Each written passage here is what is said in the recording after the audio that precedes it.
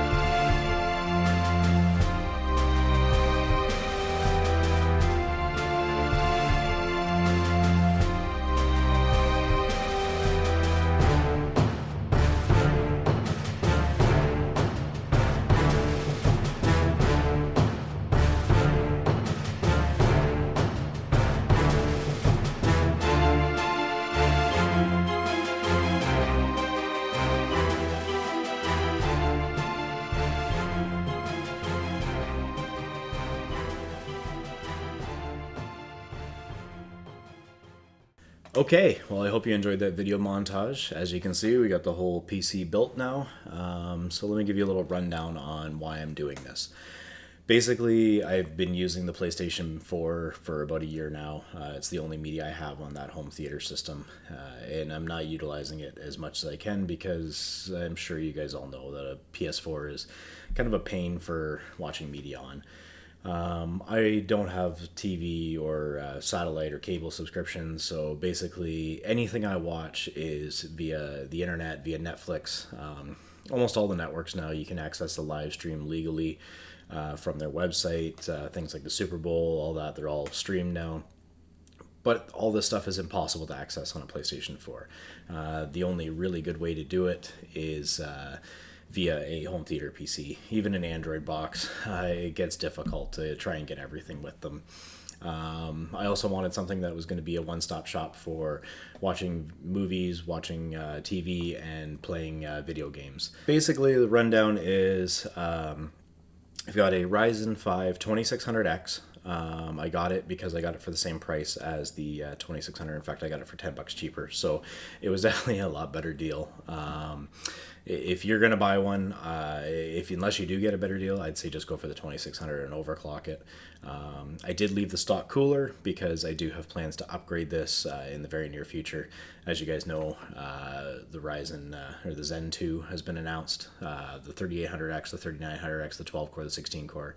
If I'm going to be running a YouTube channel and I'm going to be doing a lot of video editing, I'm going to need a better processor in my computer. So I'm going to be buying the 3900X, putting it in cold water Ryzen, and I'm going to be giving the hand-me-down 2700X to the home theater PC, and then I'll sell off the 2600X. But for now, that's what we got.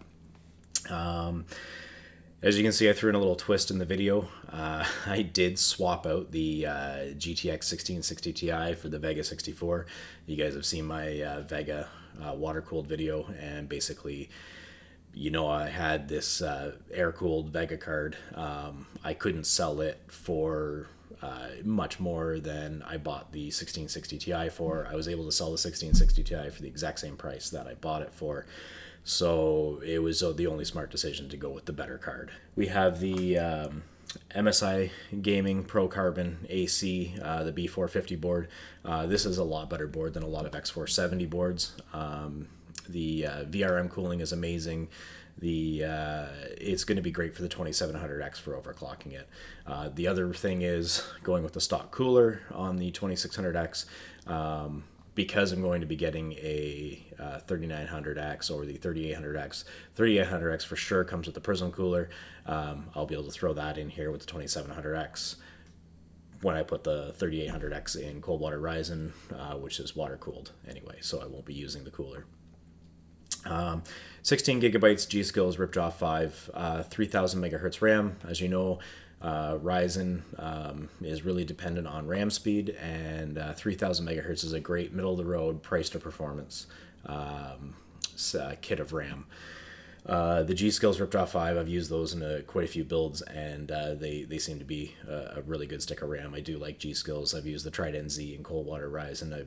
I've been using G-Skills for quite a while now. I'm obviously not sponsored or anything. I do like their product. And then basically to wrap it all up, I have the Fractal Design Meshify C case. This thing is awesome because it's so short that it's going to easily fit in the closet that I want to put it in.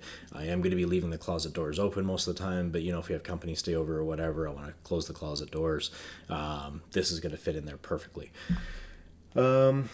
So yeah, basically the build is complete. I'm not going to do any performance testing in this video. I'll do that in another video, just because this one's gotten kind of lengthy already. But anyway, I hope you enjoyed it, and I'm looking forward to testing this out. One other thing. It does have a 1 terabyte NVMe drive, so it's going to have lots of storage, lots of speed. Basically, if you have a motherboard that has an NVMe slot on it, with the price difference nowadays, go for the NVMe drive all the time. The Crucial ones, they're really cheap. They're still better performance than a standard SSD, and they're way faster, way better performance. Anyway, yeah, that's about it. So the home theater PC build is complete, and looking forward to testing it. I hope you really enjoyed my video. If you did, please like it. Please give it a thumbs up. Consider subscribing and turning on notifications. That's all I got for you today. I hope you enjoyed it. I know I enjoyed making it. I enjoyed building the PC.